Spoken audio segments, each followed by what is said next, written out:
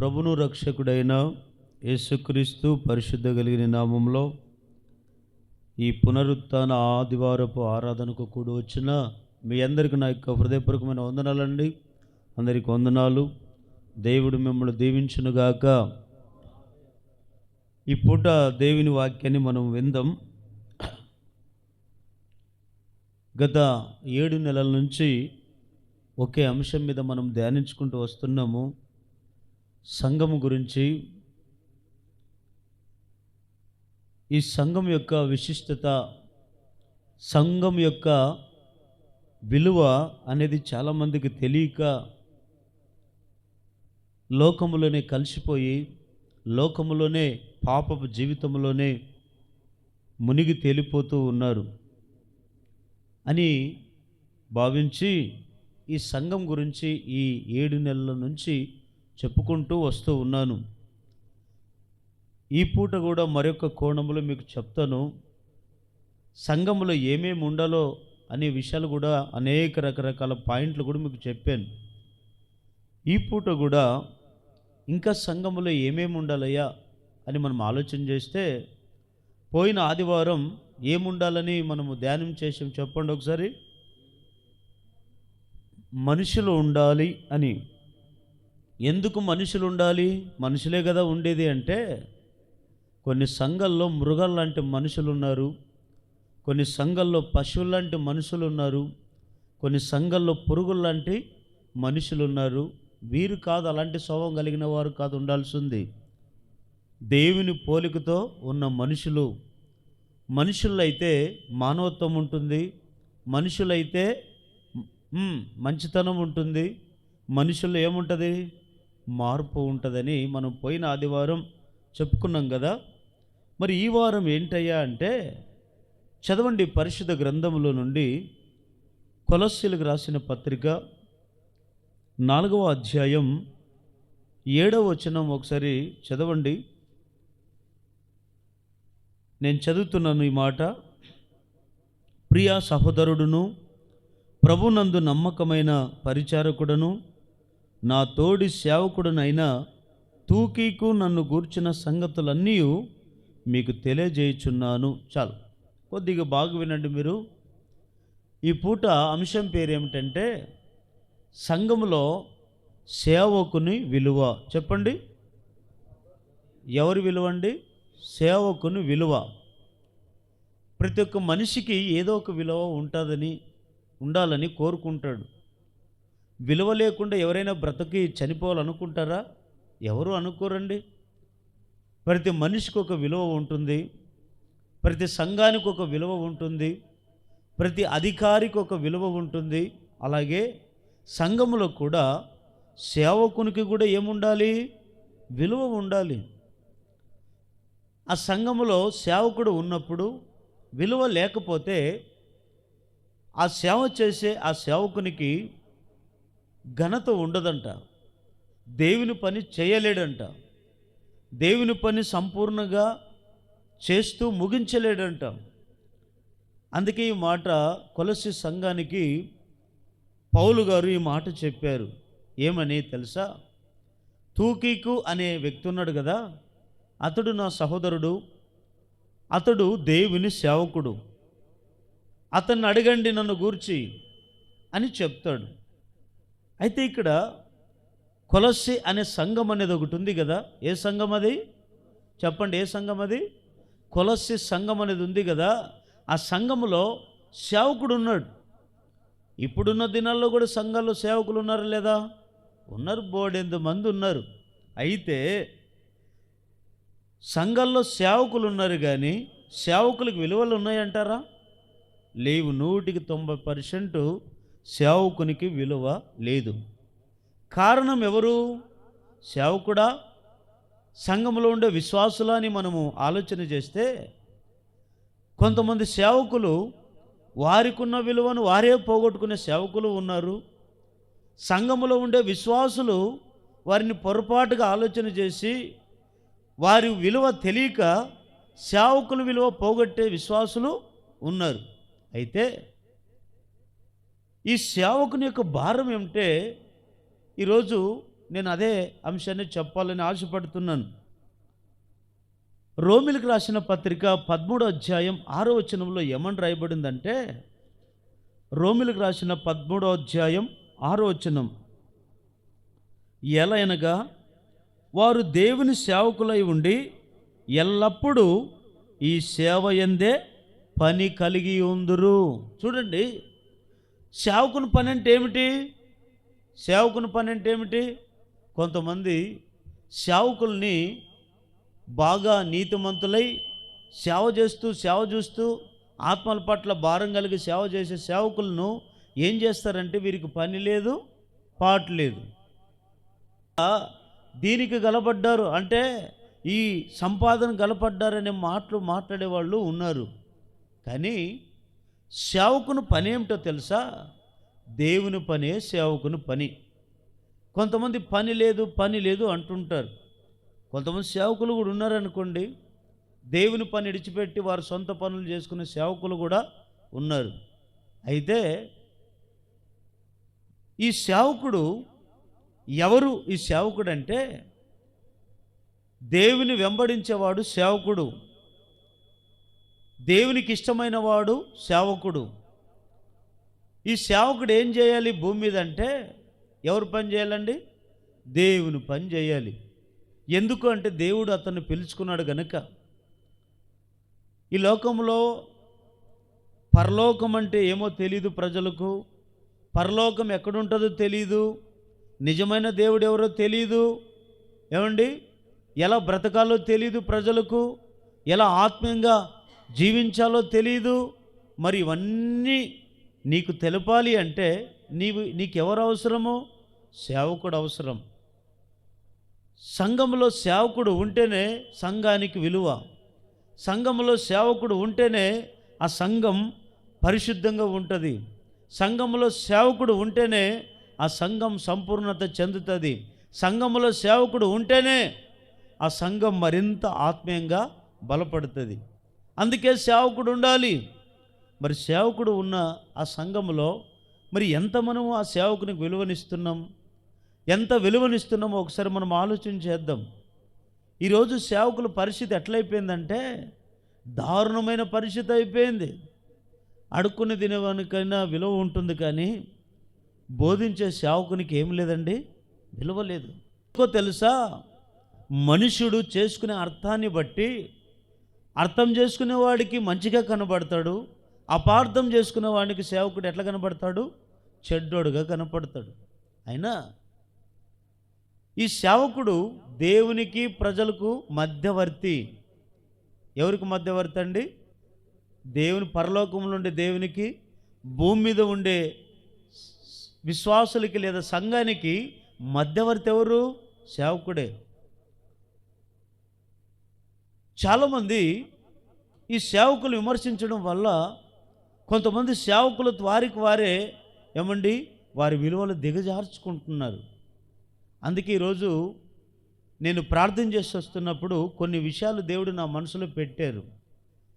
ఇక నుంచైనా సేవకుని విలువ తెలుసుకొని సంఘంలో ఆ సేవకునికి కొంత విలువ ఇవ్వాలని, అంతమంది కాకపోయినా కొంతమంది అయినా విలువ ఇవ్వాలని నేను ప్రార్థించాను. ఈ సేవకుని పని ఏమిటంటే దేవుని పని చేయడమే సేవకుని పని. కొంతమంది సేవకులు అంటారు, అయ్యా పని చేసుకుని సేవ చేసుకోవచ్చు కదా, తప్పేముంది? వ్యాపారాలు చేసుకొని సేవ చేయొచ్చు కదా, తప్పేముంది? వడ్డీలు వ్యాపారాలు ఇచ్చుకొని సేవ చేయొచ్చు కదా, తప్పేముంది? డబ్బు సంపాదించుకొని సేవ చేయొచ్చు కదా, తప్పేముంది అని అంటారు. అదేంటయ్యా దేవుడు మనకి ఎట్లా చెప్పలేదు కదా అని అంటే, ఏమి ఆ దినంలో పౌలు చేయలేదా? డేరాలు కొట్టుకుంటూ సేవ చేయలేదా అని పౌలు గారిని అడ్డం పెట్టుకుంటారు. కానీ దేవుడు ఎక్కడ చెప్పలేదు. ఎవరినైనా సేవకు పిలిస్తే దేవుడు చెప్పే మాట ఒకటే, నీవు అన్ని వదిలిపెట్టి నన్ను వెంబడించు. ఎందుకు అంటే, నువ్వు నా పని చేయడానికి కొరకు నేను నిన్ను ఏర్పరచుకుంటాను. నువ్వు నా పని చేయడానికి కొరకు నేను నిన్ను సేవకు పిలిచాను. నా పని చేయడానికి కొరకు నేను నిన్ను విమోచిస్తాను. అందుకే నువ్వు పని పాటను వదులుకొని నువ్వు సేవకు రమ్మని పిలుస్తాడు. ఏ సేవకునైనా సరే ఆ దినంలో పేతురు, యోహాను, తిమోతి, పౌలు గారు వీళ్ళందరూ కూడా ఏ పనులు చేసుకునేవాళ్ళు? ఒకప్పుడు చేపలు పట్టుకొని బతికేవాళ్ళు ఉన్నారు. ఇంకా ఉద్యోగాలు చేస్తూ ఉన్నారు. ఆ దినాలు రకరకాల వ్యాపారాలు చేస్తూ ఉన్నారు. వారికి చదువు లేకపోయి ఉండొచ్చు, విద్య లేకపోయి ఉండొచ్చు, వారికి ఏది కూడా సేవ అనుభవాలు లేకపోయి ఉండొచ్చు. వారిని ఏం చేశాడు తెలుసా దేవుడు? సేవకు పిలిస్తే వాళ్ళు ఏం చేశారు తెలుసా? సమస్తాన్ని వదిలిపెట్టారంట. ఏం చేశారు అంటే వారికి భూమి మీద కలిగిన సమస్తం వదిలిపెట్టారు. భార్య, పిల్లలు, ఇండ్లు, వాకిండ్లు, పొలాలు అన్నీ వదిలిపెట్టి ఎవరు పని చేయడానికి వచ్చారండి? దేవుని పని చేయడానికి వచ్చారు. ఏంటి దేవుని పని అంటే ఏమిటి? మీరు అనొచ్చు, అయ్యా దేవుని పని అంటే ఏమిటి అంటే, దేవుని పని అంటే ఏమిటో తెలుసా? దేవుని పని అంటే రక్షణ లేని వారికి, అవే మాటలు చెప్తాను. దేవుని పని అంటే ఏమిటో తెలుసా? వాక్యం తెలియని వాడికి వాక్యాన్ని ప్రకటించడం, వారికి సరైన మంచి మార్గాన్ని బోధించడమే దేవుని పని. సమస్తాన్ని వదిలిపెట్టుకొని రావాలి. ఆ దినాల్లో మన పితరులు ఎంతమంది చూడండి, అందరూ సమస్తాన్ని వదిలిపెట్టుకొని సేవకు వచ్చారు లేదా? వచ్చారు, సేవకులుగా పిలువబడ్డారు. సేవ చేస్తున్నప్పుడు వాళ్ళకి ఎన్నో ఆటంకాలు వచ్చాయి, ఎన్నో ఇబ్బందులు వచ్చాయి. కొట్టారు, రాళ్ళతో కొట్టారు, రంపాలతో కోయబడ్డారు. యేసు ప్రభువును కూడా అంత హింసించలేదు. యేసు ప్రభు సేవను ఎవరైతే అంతగా ప్రకటిస్తారో తల కిందకి చేసి కాళ్ళు పైకి చేసి రంపాలతో కోయబడ్డారు ఆ దినాల్లో. అలాంటి గొప్ప గొప్ప సేవకులు ఉండబట్టినే ఇంతవరకు కొంతమందికి సేవకు విలువ ఉంది. కానీ కొంతమంది ఈ మధ్యకాలంలో ఈ సేవలు చొరబడి 4 మాటలు తెలిసే లోపల నేను సేవకుడని వచ్చి ఏదో ఈ సేవలు ఏదో లాభం ఉందనో, ఏదో డబ్బు సంపాదించాలనో, అంతస్తులను కొనుక్కోవాలనో కొంతమంది సేవకు వస్తారు. కొద్దిగా కొన్నాళ్ళు సేవ చేస్తారు.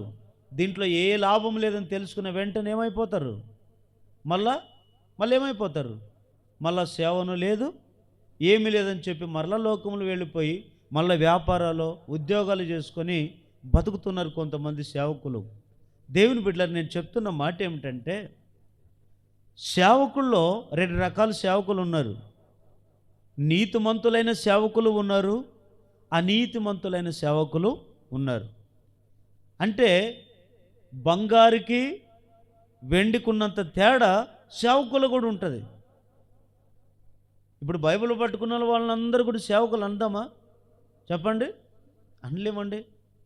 కానీ సేవకుడు అంటే పిలువబడిన వ్యక్తి, సేవకుడు అంటే యేసయ్యను వెంబడించే వ్యక్తి, సేవకుడు అంటే దేవునికి ఇష్టమైన వ్యక్తి, సేవకుడు అంటే దేవుని పని చేసేవాడే సేవకుడు. కానీ ఈరోజు సేవ యొక్క విలువ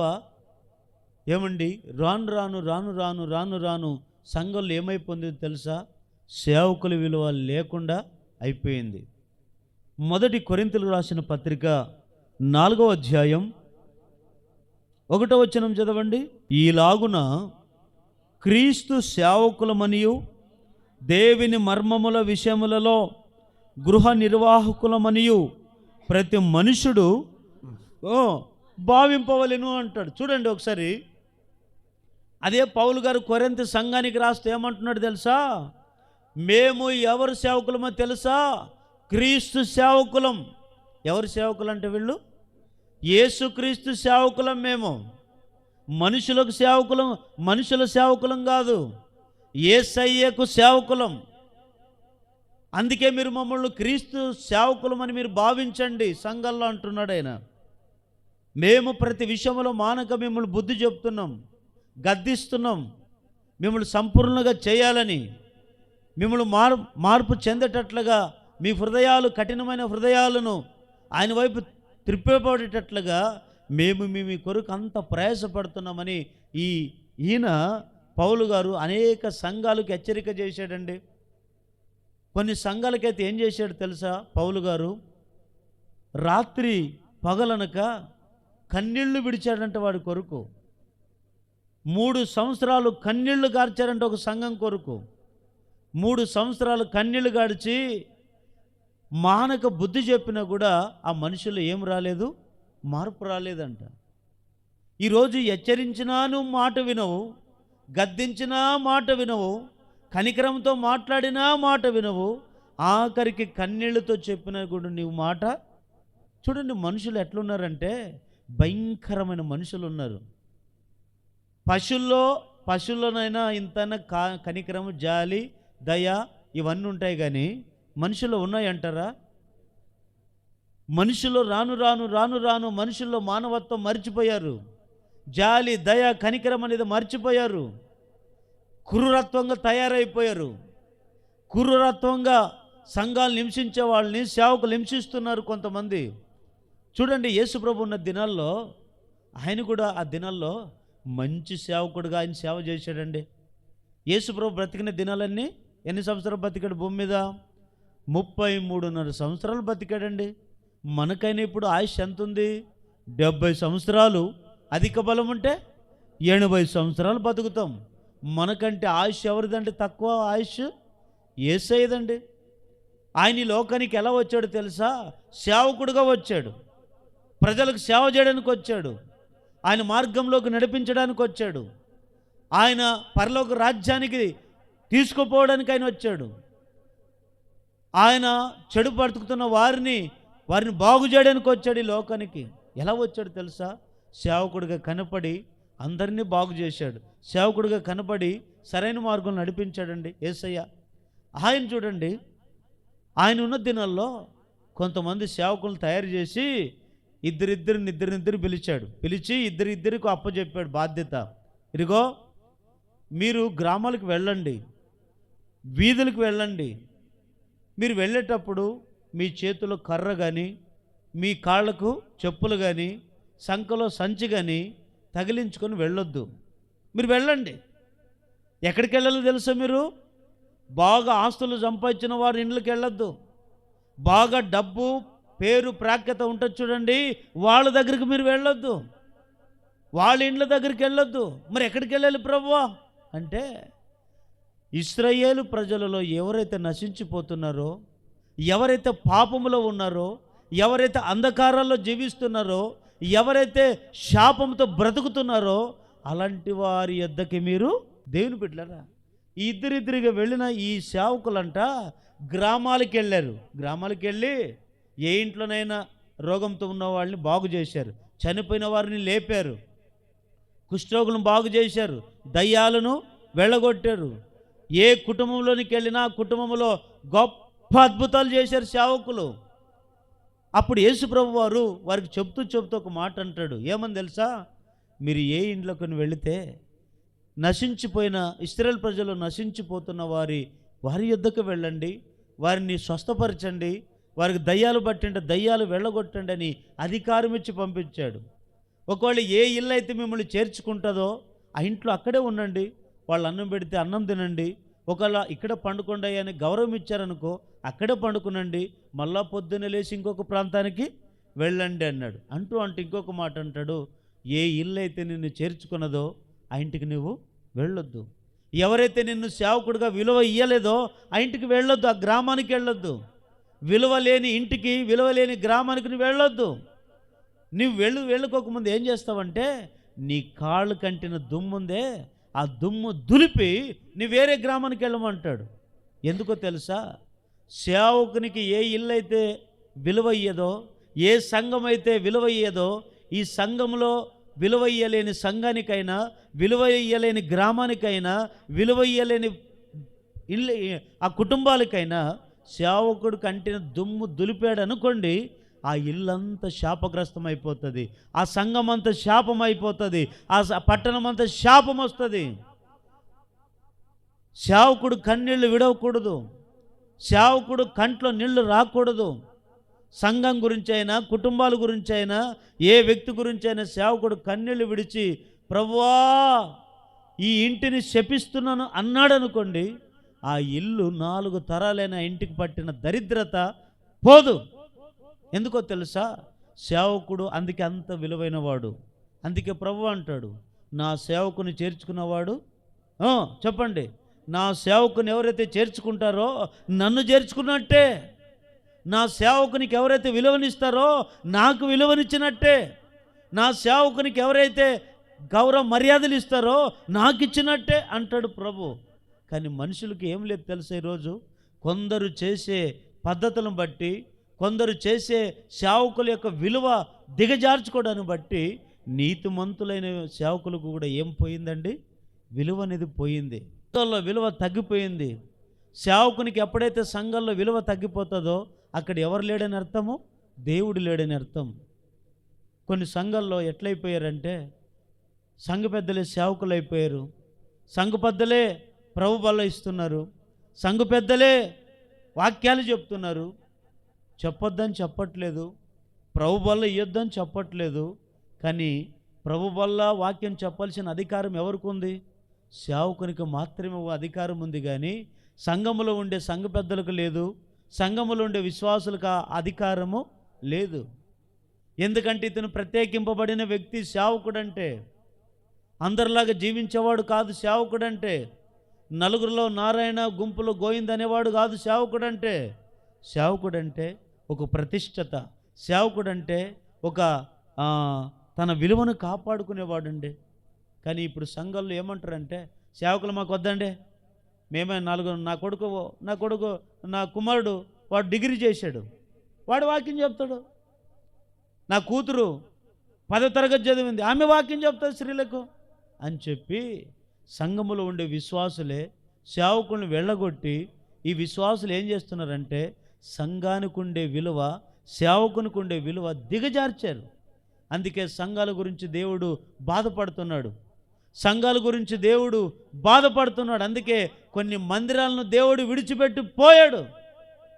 ఎందుకో తెలుసా? సంఘాలని దేవుడు విడిచిపెట్టి పోయేతంతా ఏం చేశారయ్యా అంటే, ముందు ఎవరికి ఇవ్వలేదంట విలువ? సేవకునికి ఇవ్వవలసిన విలువ సంఘాల్లో లేవు గనక. హల్లెలూయా. దేవుని బిడ్డలారా ఒకసారి వినండి, అర్థం చేసుకోండి. సంఘములో సేవకునికి ఖచ్చితంగా విలువనివ్వాలి. ఎందుకు విలువనియ్యాలయ్యా అని మీరు ఒకవేళ డౌట్ రావచ్చు. ఎందుకు ఆయనకి విలువ ఇవ్వాలి? అంత పని ఏం చేస్తున్నాడు ఆయన? ఏదో మనం ఉద్యోగం చేసుకుంటే ఏదో ఒక పని చేసుకుంటాం, ఇంకోరు ఏదో పని చేసుకుంటాం, ఏదో కష్టపడతాం అని కొంతమంది అట్లా అంటారు. కొంతమంది ఇలా అనుకుంటారు, సేవకునికి ఉన్నంత సుఖం ఎవరికి లేదనుకుంటారు. తెల్లబట్టలు వేసుకుని ఆయనగా బాగా తిరుగుతాడండి, ఆయనకి ఏమిటండి అనుకుంటారు. కానీ చూడ్డానికి తెల్లబట్టలు వేసుకొని కలపడతాడు, చూడ్డానికి అందరిలో నవ్వుతూ తిరుగుతుంటాడు, చూడ్డానికి అందరినీ బలపరుస్తూ ఉంటాడు, అందరిలో సంతోషంగా ఉంటాడు. కానీ ఈ సేవకునికి ఒక ఒంటరి జీవితం అనేది ఒకటి ఉంది. అందరూ ఉన్నప్పుడు తనలో ఉండే బాధనంతా మర్చిపోయి ప్రజలను చూసి సంతోషపడి వారిని ఏదో రక్షింపబడాలని ఆ సంతోషంతో బోధిస్తాడు తప్ప, నిజమైన ఆయన గెలికితే, ఆయన లోపల హృదయం అంతర్భాగాన్ని మనం చూడగలిగితే తనలో ఉండే మానసిక వేద నీకుండదు ఇంకొకరికి ఉండదు. అంతకంటే భయంకరమైన ఆ శోధన లేదా ఆ క్షోభ లేదా మానసిక రకమైన ఆ మానసిక స్థితితో అనుభవిస్తుంటాడండి సేవకుడు. కానీ రోజు పై రూపాన్ని చూస్తారు కానీ సేవకుని హృదయాంతర్భాగంలో ఉండే బాధను చూస్తారా? హృదయం అంతర్భాగంలో వచ్చేటువంటి ఆ కన్నీళ్ళ బాధను చూస్తున్నారా? చూడట్లేదు. అందుకే సేవకుడు ఏం చేస్తాడంటే, నా బాధ చెప్పేదానికంటే నా యేసయ్య సువార్త ప్రకటించాలి. సేవకుని భారమంతా ఏముంటుందంటే, తనకి ఎన్ని బాధలున్నా, ఎంత కష్టమున్నా, కుటుంబంలో ఉన్నా లేకున్నా, తినడానికి ఉన్నా లేకున్నా, కట్టుకోవడానికి ఉన్నా లేకున్నా, పస్తులుండి కూడా అయ్యా నాకు సమృద్ధి ఉందని చెప్తాడు. తన గురించి ఎప్పుడు చెప్పుకోడు. నీతిమంతుడైన సేవకుడైతే, డబ్బు సంపాదించే సేవకుడైతే ఏం చెప్తాడంటే, అన్నీ ఉన్నా కూడా నాకు లేవని చెప్తాడు. సంఘంలో వచ్చేటువంటి వారితో ఏదో డబ్బు సంపాదించాలని ఆశపడి అలా చెప్పే సేవకులు ఉన్నారు. కానీ గుర్తుపట్టాలని స్థితిలో మనుషులు జీవిస్తున్నారు ఈ దినాల్లో. అందుకే నా దేవుని బిడ్డలారా, సేవకుడు చూడ్డానికి తెల్లబట్టలు వేసుకొని కనబడవచ్చు, సేవకుడు చూడ్డానికి అందరితో నవ్వుతూ తిరుగుతూ కనబడవచ్చు. కానీ ఆయనకుండే భారము అంత ఇంత కాదండి.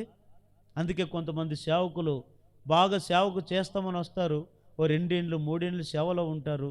ఆ కొద్దిగా వారికి కష్టాలు కన్నీళ్ళు బాధలు వచ్చేసరికి దీంట్లో ఏ లాభం లేదనుకొని ఏమైపోతారంటే మళ్ళా లోకంలో కలిసిపోతారు, మళ్ళా వాళ్ళు వ్యాపారం చేసుకుంటారు, మళ్ళా ఉద్యోగాలు చేసుకుంటారు. కొంతమంది అంటుంటారు ఉద్యోగాలు చేస్తూ సేవ చేయొచ్చని, కానీ దేవుడు పెట్టిన భారం అది కాదు. సేవ చేయాలని ఆసక్తి ఉందా, అన్ని వదులుకొని దేవుని పని చేయాలంట. అయితే సేవకునికి ఎందుకు మనం విలువ ఇవ్వాలయ్యా అని మనం ఆలోచన చేస్తే ఒక 3 విషయాలు చెప్పి నేను ముగిస్తానండి. యెషయా ప్రవచన గ్రంథము 53వ అధ్యాయము 11వ వచనం చదవండి ఒకసారి. అతడు తనకు కలిగిన వేదనను చూచి తృప్తినొందును, నీతిమంతుడైన నా సేవకుడు జనుల దోషములను భరించి తనకున్న అనుభవ జ్ఞానము చేత అనేకులను నిర్దోషునిగా చేయను. గట్టిగా లేలు అని చెప్పండి. ఎందుకు సేవకునికి మనం విలువనివ్వాలంటే బాగా వినండి పాయింట్. ఎందుకు సేవకునికి విలువనివ్వాలయ్యా మేమంటే ఈ సేవకుడంట జనుల దోషమును భరిస్తాడంట. ఏం చేస్తాడు చెప్పండి? ఏం భరిస్తాడు? జనాలు చేసిన దోషము, సంఘస్థులు చేసిన పాపము, సంఘస్థులు చేసిన దోషము, సంఘస్థులు చేసిన పాపము ఆయన భుజముల మీద వేసుకొని తాను భరిస్తూ ఏం చేస్తాడు తెలుసా?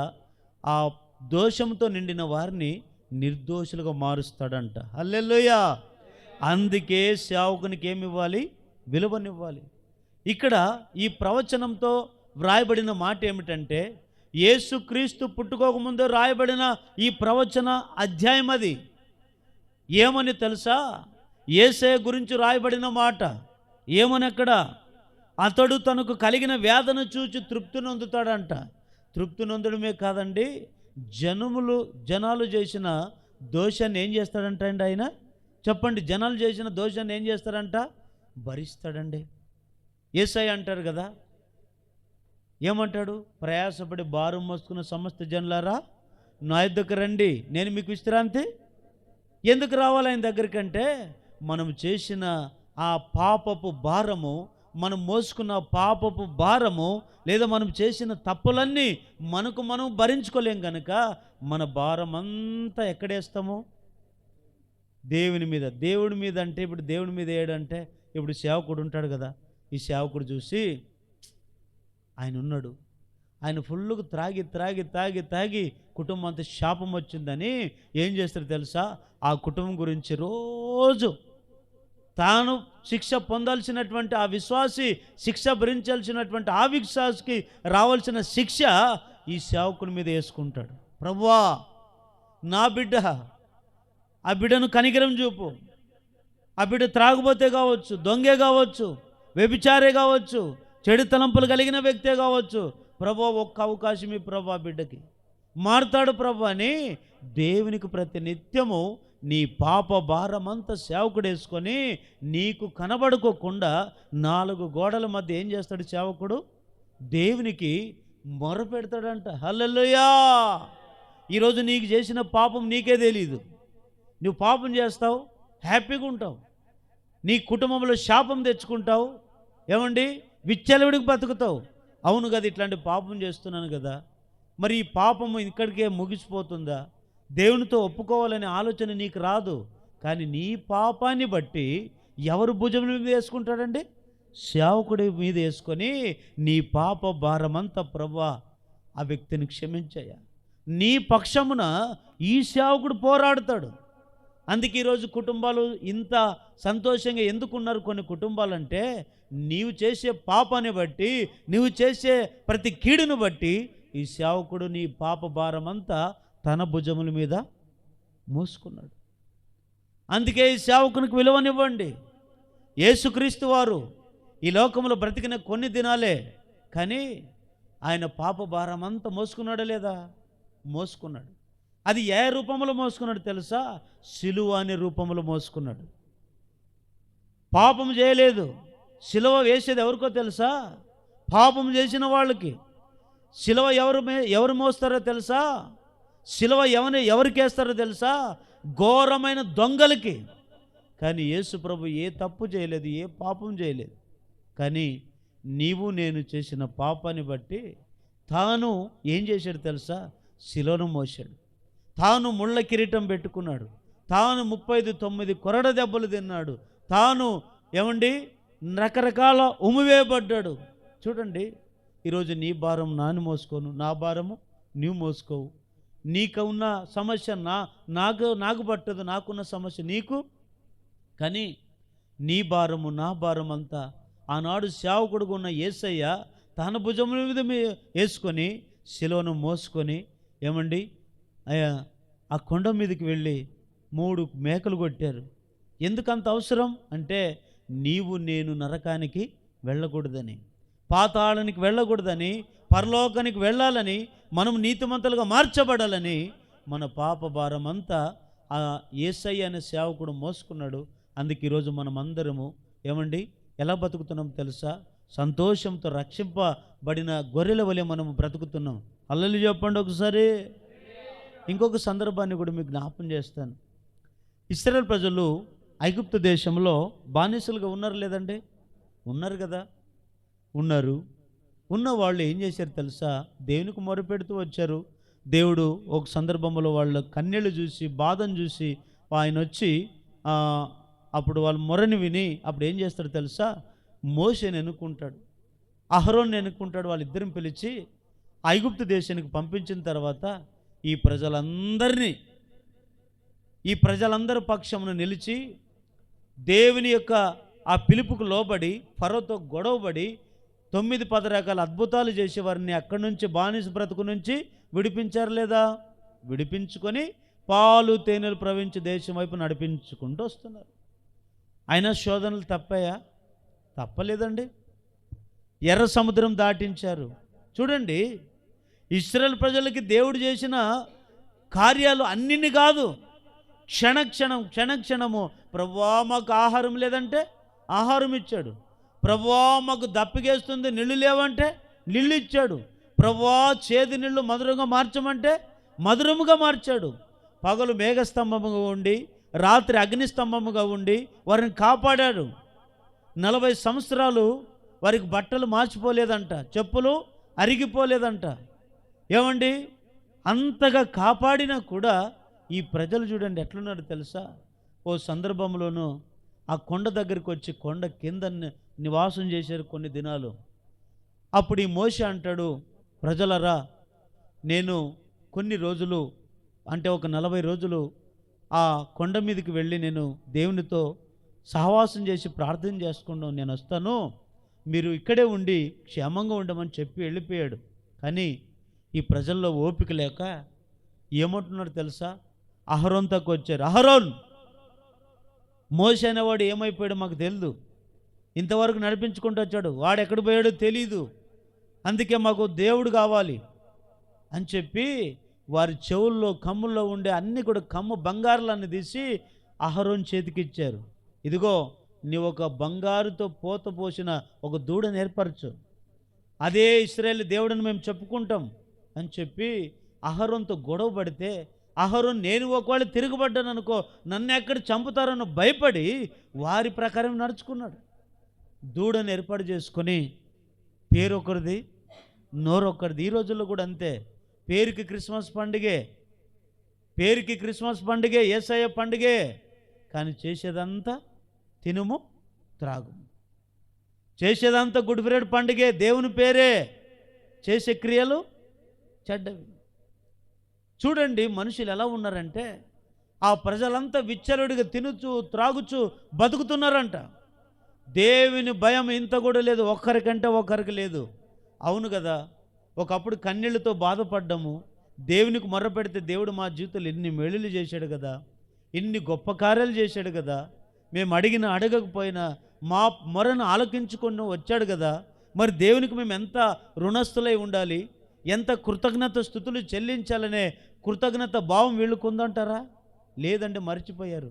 మృగల్లాగా తయారైపోయి ఆఖరికి తినుచూ త్రాగుచూ ఉన్నారంట. దేవుడు చూసి ఆ కొండ మీద ఉన్న మోషేతో అంటాడు, మోషే, ఇదిగో ఈ ప్రజలు నేను చూచి ఉన్నాను, వీరి మీద నాకు కోపం మండుతుంది, వీరిని నేను చంపుతాను అని అన్నాడు. వీరు లోబడిన ప్రజలు, వీళ్ళని చంపుతాను ప్రభువా, ఈయన అంటాడు చంపుతాను మోషే, నేను చంపుతా అంటే అప్పుడు మోషే ఏమంటాడు తెలుసా? అక్కడ చదవండి, నిర్గమకాండం 32వ అధ్యాయం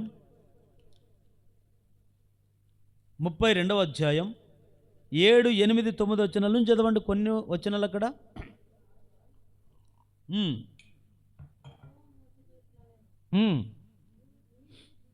నీవు దిగి వెళ్ళుము, ఐగుప్తు దేశం నుండి నువ్వు రప్పించిన నీ ప్రజలు చెడిపోయారు. ఏమైపోయారంట?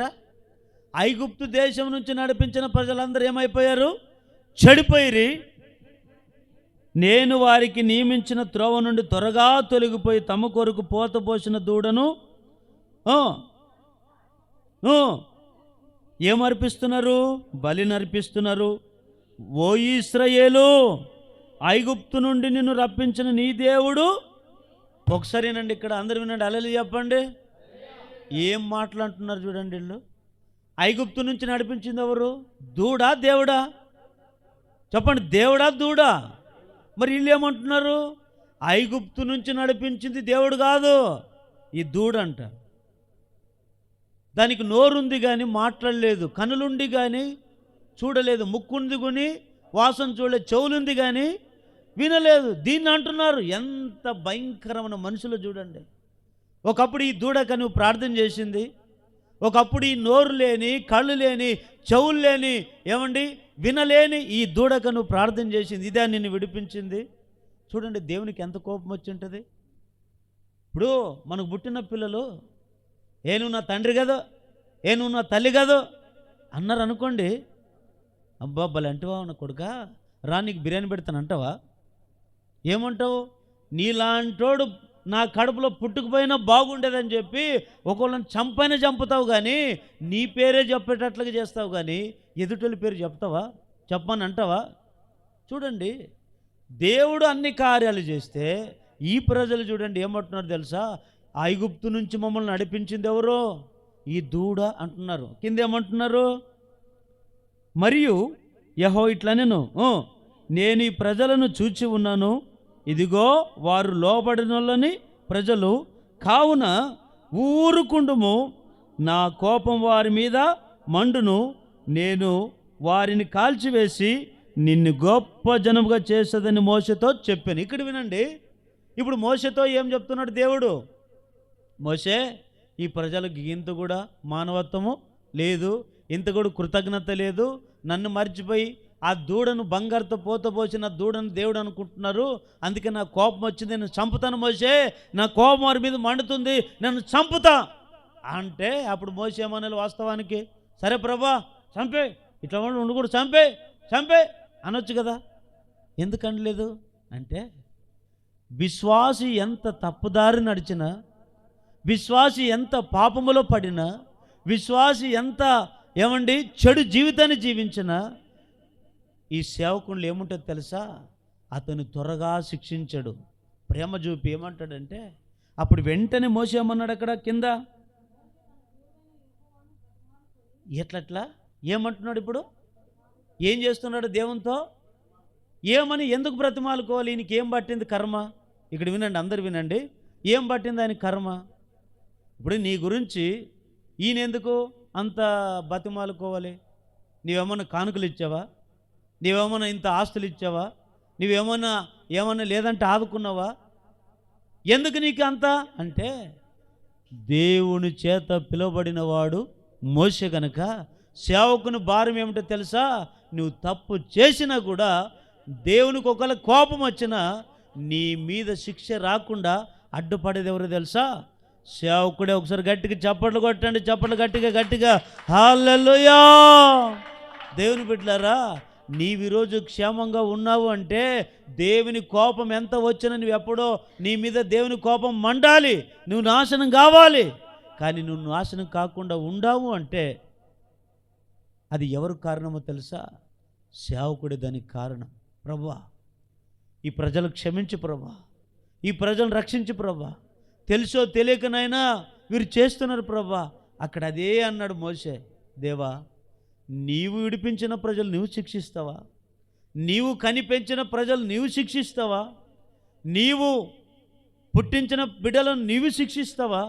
ఇదిగో నీ కాళ్ళు పట్టుకుంటున్న వారికి ఏమి చేయొద్దని ఎప్పుడైతే దేవుని మోషే బ్రతిమాలుకున్నాడో అప్పుడు ఏమైపోయాడు దేవుడు అండి? అక్కడ 14 వచనం చదవండి. అంతటా యెహోవా తన ప్రజలకు చేసేదనని చెప్పిన కీడును గూర్చి ఏమైపోయాడు దేవుడు? సంతాపపడడం అంటే కోపాన్ని అణుచుకున్నాడు, తగ్గించుకున్నాడు. ఒకవేళ మోషే అక్కడ అడ్డుపడకపోతే, మోషే అక్కడ బతిమలాడకపోయింటే వాళ్ళ పరిస్థితి ఏమై ఉండేది? నాశనం చేసేవాడు నా దేవుడు. కానీ నీవు క్షేమంగా ఉండాలని, నీ కుటుంబం బాగుపడాలని, నీవు ఆత్మీయ రక్షణలో ఎదగాలని ఏమండి నీ పక్షమున పోరాడేది ఎవరో తెలుసా? నీ పాప భారం అంతా కూడా ఆయన భరిస్తాడు. నీవు క్షేమంగా ఉండాలని కోరుకుంటాడు. అందుకే సేవకునికి ఏమి ఇవ్వాలండి? సంఘంలో విలువనివ్వండి. ఆ విలువనిస్తే, ఆ విలువని ఇవ్వగలిగితే నీ పక్షము నేను పోరాడుతాడు.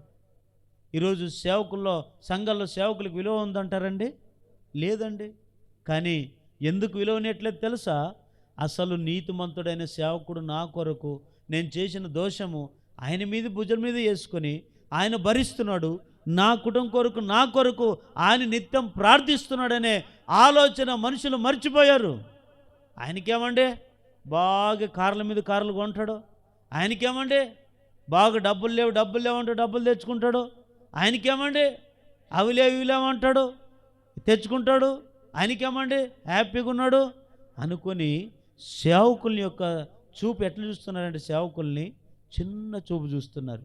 దేవుని బిడ్డలారా, సేవకునికి ఉండే భారం మామూలు భారం కాదండి. సంఘములో కూడా విశ్వాసులు నానా రకాలు ఉన్నారు లేదండి? గట్టిగా వెళ్ళి చెప్పండి, ఉన్నారు లేదా? ఒక్కోరు ఒక రకం. చూడండి, ఒక కొద్దిగా నా మాటలు వినండి. సేవకుడు పాపం తిన్నా ఎవరు అడుగురు, ఉన్నా ఎవరు అడుగురు. అదే సంఘానికి వచ్చిన విశ్వాసులు ఒక ఆమెకు పాట ఇస్తే ఇంకొక పాట అడుగుతారు, ఒక ఆమెకు ప్రార్థన ఇస్తే ఇంకొక ఆయన నాకు ప్రార్థనే ఇలేదని అలుగుతాడు, ఒక ఆయనకి సంఘ పెద్ద పదవి ఇస్తే ఇంకొకరికి సంఘ పెద్ద పదవి లేదని అలుగుతారు. ఒకవేళ సర్లే అందరికీ సమానంగా చూసుకుందాము అంటే లోబడరు. చూడండి ఎన్ని బాధపడాలి సేవకుడు. ఒకటే, ఒకవైపు కుటుంబ బాధ్యత, ఒకవైపు భార్య పిల్లల బాధ్యత, ఒకవైపు సంఘం బాధ్యత, ఒకవైపు సువార్తకి వెళితే వాళ్ళు అడ్డుకునే ఆ బాధ్యత. ఒకటా రెండా? ఇంకోటి అంటాడు వచ్చి, ఈ సేవకుని మార్చాలి, మనకు నచ్చలేదు, మనం చెప్పిన మాటలు వినడు, మనం చెప్పినట్లా.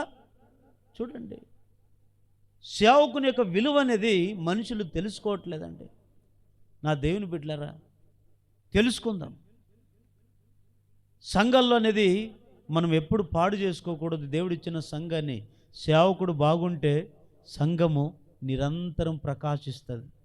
సేవకుడు దుఃఖ సంద్రములు వెళ్ళిపోయాడు అనుకోండి, మన కుటుంబాలు మరీ దిగజారిపోతాయి.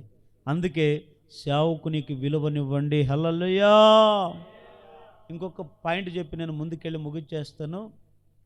ఇంకొక సందర్భం ఏమిటంటే, షూనేము అనే పట్టణం ఉంది. ఏ పట్టణం అది? షూనేము అనే పట్టణం ఉంది. ఆ పట్టణంలో ఒక గనురాలైన స్త్రీ ఉందండి. ఏం పేరు ఆమె పేరు? గనురాలైన స్త్రీ. ఆమె ఇంటికి ఈ ఎలీషా అనేటువంటి ఒక సేవకుడు ఆ మార్గంలో వెళుతూ వస్తున్నప్పుడల్లా ఎవరింటికి వెళ్ళేవాడంటండి? ఆ గనురాలైన స్త్రీ ఇంటికి వెళ్ళేవాడంట. ఎందుకు వెళ్ళేవాడు తెలుసా? ఆమె మంచి విశ్వాసురాలు, ఆత్మీయత కలిగిన స్త్రీ, భయభక్తి కలిగిన స్త్రీ. ఆమె ఆ ఇంటికి వెళ్ళేవాడు. ఎప్పుడైతే ఆ సేవకుడు వస్తాడో ఈమె ఏ పని చేసుకుంటుందో పని చేసుకునేది అన్నీ వదిలిపెట్టి వెంటనే లేచి ముందు సేవకుడు తినిపించి ఆయన ఇంట్లో నుంచి బయటికి వెళ్ళేంత వరకు మరొక పని చేసుకునేది కాదు. అంత విశ్వాసం మీకు. ఎందుకో తెలుసా? అందుకే ప్రభు అంటాడు కదా, నా సేవకుని చేర్చుకున్నవాడు.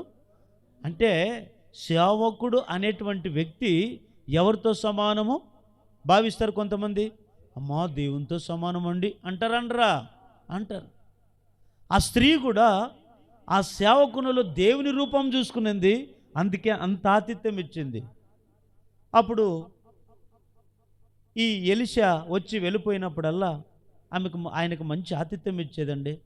ఒక్కోసారి భర్తతో అనింది స్త్రీ, ఏమండి యజమానుడా, ఈ భక్తిగల దైవజనుడు మన ఇంటికి వస్తున్నాడు పోతున్నాడు, వచ్చినప్పుడల్లా అది ముద్ద ఇంత అన్నం పెడతాము, 10 రూపాయలు కానుక ఇస్తున్నాం, నీళ్ళు ఇస్తున్నాం, తాగుతున్నాడు పోతున్నాడు, ఇంతే మనం చేసేది ఏం లేదు కదా. మరి ఆ దైవజనునికి ఏమని చేయాలి కదా మనము. అంత పెద్ద దైవ సేవకుడు మన ఇంటికి వస్తున్నాడంటే, మనకు అన్ని దీవెనలు తీసుకొని వచ్చి మన ఇంటిని ఆశీర్వదించి వెళుతున్నాడే, మరి ఆయనకి ఏమైనా మనం చేస్తున్నామా, ఒకసారి ఆలోచించు అని చెప్పి భర్తతో అంటే, భర్త అంటాడు మరి ఏం చేయాలి అంటే, ఏం లేదు, నేను ఒక ఆలోచన చేశాను. ఏం ఆలోచన చేశాను అని భర్త అడిగితే అప్పుడు ఆమె అంటది భార్య, ఏమి లేదండి, ఆయన వస్తున్నాడు పోతున్నాడు కదా, కనీసం ఆయన వచ్చినప్పుడు పడుకోవడానికి ఇంత మంచం ఉండాలి కదా, దీపం ఉండాలి కదా, బల్ల ఉండాలి కదా, ఒక చిన్న గది కట్టేయాలి కదా మనము అని చెప్పి ఎలీషా వస్తున్నప్పుడల్లా ఆయన కొరకు ఏం కట్టించిందంటే, తన ఇంటి దగ్గరే ఒక చిన్న మేడ మీద ఏం కట్టిందండి, చిన్న గది కట్టింది. ఆ గదిలో ఏం పెట్టింది, ఆయన పడుకోవడానికి మంచం వేసింది. ఇంకేం పెట్టింది, బల్ల, ఇంకా పీఠం, దీపం, ఇవన్నీ కూడా సేవకునికి ఏం కావాలో అవన్నీ ఏర్పాటు చేసింది. సేవకుడు వచ్చాడు, వచ్చినప్పుడు వాళ్ళు అక్కడే ఉండేవాడు, తినేవాడు, వెళ్ళిపోయాడు, మరుసటి పొద్దున్నే లేచి వెళ్ళిపోయాడు. ఒకసారి సేవకునికి డౌట్ వచ్చింది. ఆయన ఒక్కడే రాడు ఇంటికి, ఆయనతో పాటు ఇంకొకరిని పిలుచుకొచ్చుకుంటాడు. ఆయన పేరేమిటి, గెహాజీ. ఇద్దరు వచ్చినప్పుడల్లా అంటాడు, గెహాజీతో అంటాడు ఈయన సేవకుడు, గెహాజీ, మనం వచ్చినప్పుడల్లా ఈమె పాప మనల్ని అంత ప్రేమిస్తుంది, తనకు లేకపోయినా మనకు పెడుతుంది, తన కడుపు తక్కువ చేసుకున్నా మన అంత బాగా చూసుకుందే, మనం ఇన్నిసార్లు వచ్చాం, తిన్నాం, వెళ్ళిపోయాం, కానీ ఆమెకి ఇంట్లో ఏం కొద్దు ఉందో ఒకసారి అని అడిగామా, ఆమెకి ఏం కొద్దు ఉందో ఒకసారి కనుక్కోమంటాడు. ఈ గెహాజీ వెళ్ళి అంటాడు, అమ్మా మమ్మల్ని బాగా చూసుకున్నావమ్మా, దేవుడు నేను దీవిస్తాడు అని చెప్పి ఏమంటాడు తెలుసా, మరి మమ్మల్ని అంతా ప్రేమిస్తున్నావు కదమ్మా, మరి మేమైతే ఏం చేయలేకపోయాము నీ కొరకు, మరి నీ ఇంట్లో ఏం తక్కువ ఉందో ఒకసారి చెప్పమంటాడు. ఆమె అంటది, అయ్యా తినడానికి మాకు తక్కువ లేదు, ఉండడానికి ఇల్లు తక్కువ లేదు, కట్టుకోవడానికి బట్టలు తక్కువ లేదు, సమృద్ధికి దేవుడు అన్నీ ఇచ్చాడు, కానీ ఒక్కటి లేదయ్యా అనింది. ఏమి లేదమ్మా నీకంటే, పిల్లలు లేరు, సంతానం లేదు, అవునా అని చెప్పి ఆ విషయము ఎలీషా గారికి వచ్చి చెప్తే, ఎలీషా వచ్చి అంటాడు, మా వచ్చే సంవత్సరానికంతా నీ కడుపులో చక్కటి కుమారుడు పుడతాడు అని చెప్పాడు. ఆమె నమ్మదు, లేదమ్మా నన్ను నిజంగా నమ్ము, నీ కొడుకు పుడతాడంటే, ఊకుండా ఎట్లా పుడతాడు, నా భర్త వృద్ధాపంలో ఉన్నాడు, ఎట్లా పుడతాడు, నేను నమ్మను, అమ్మా నువ్వు నమ్ము, ఇడిచిపెట్టు, నీకు వచ్చే సంవత్సరము కొడుకు పుడతాడు అని చెప్పి వెళ్ళిపోతాడు. చూడండి, సేవకుడు కొన్నిసార్లు ఆశీర్వదించి నిజంగా దేవుడిని నీ కార్యాలు చేస్తాడన్నా కొంతమంది నమ్మరు. ఎన్ని తిప్పులో చూడండి, ఒకళ్ళు నమ్మకపోయినా నమ్మండి అంటే నమ్మరు, దేవుడు కార్యాలు చేసినా నమ్మరు, చేయకపోయినా నమ్మరు. కొంతమంది చెప్పి వెళ్ళిపోతే వచ్చే సంవత్సరానికంతా చక్కటి మగపిల్లడు పుడతాడండి. ఆమెకు మగపిల్లడు పుడితే ఆ పిల్లోడు కొద్దిగా చిన్న వయసు వచ్చే లోపల అప్పుడు ఏమంటాడు తెలుసామే, ఆ పిల్లవాడు ఈ పొలానికి వెళ్ళంటే ఈడు ఊకే ఉంటూ తలపోయిందే తలనొప్పి అని ఏం చేశాడు తెలుసా, ఆ తల్లి తొడ మీద పడిపెడుకున్నప్పుడు ప్రాణం పోతుంది.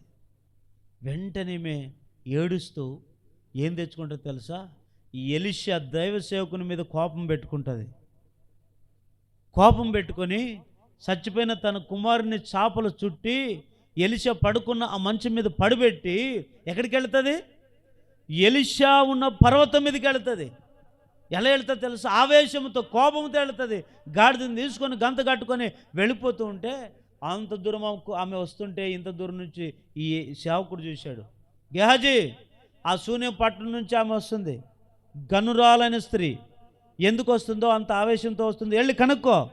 ఈ గెహాజీ వెళ్ళి, అమ్మమ్మ ఎందుకు వచ్చావమ్మా, మీ సేవకుడు ఎక్కడున్నాడు ఆయన, రా వెళదాం అని చెప్పి ఆ సేవకుని దగ్గరికి వచ్చి అంటది, ఏమయ్యా నేనేమన్నా సంతానం కావాలని నేను అడిగానా, నాకు గర్భఫలం కావాలని నేను అడిగానా, ఏదో దేవసేవకుడు కదా నేను ఇంత ఏదో మర్యాద ఇస్తే నువ్వే కదా కొడుకు పుడతాడంటివి, మరి కొడుకు పుట్టాడు, మరి కొడుకు పుడితే ఇప్పుడు ఉన్నాడా? చచ్చిపోయాడు. మరి నా కొడుకుని నువ్వు బతికిస్తావా, నువ్వు నమ్ముకున్న దేవుడు బతికిస్తావా అంటది. చూడండి సేవకునికి ఎంత ఆ శ్రమలు చూడండి. పోనీ సంతానం లేకపోతే సేవకుని నోటని దేవుడు రూఢిపరిచాడు అనుకోండి, ఇప్పుడు చచ్చిపోయిన కుమారుని ఎవరు లేపుతారు? ఎవరు ఆమె కన్నీళ్లు తుడుస్తారు? ఏదో ఆమె గర్భఫలం లేదని చెప్పి సేవకుడు మంచి మాట చెప్తే కొడుకు పుట్టాడని ఆనందంలో ఉంటే ఆఖరికి ఆనందమంతా ఏమైపోయింది? దుఃఖ సంద్రంగా మార్చబడింది ఆ ఇల్లు. తల్లికి నెమ్మది లేదు. ఆ పిల్లవాడు చచ్చిపోయిన ఆ బాధ అంతా, ఆ కోపమంతా ఇప్పుడు ఎవరి మీద వేసింది? సేవకుని మీద వేసిందండి.